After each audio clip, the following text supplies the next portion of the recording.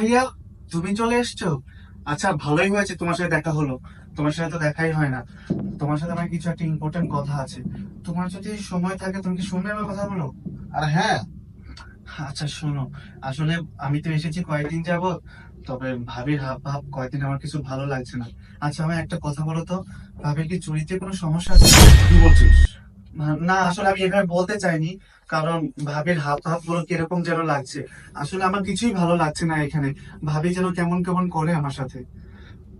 দেখ শ্রাবণ, তোর এই ভাবিকে আমি ভালোবেসে বিয়ে করেছি। আমি কিন্তু খুব ভালো করে চিনি তোর ভাবিকে। তোর ভাবির নামে একটা বার তো বুকটা কাঁপলো না এরকম বাজে কথা বলতে?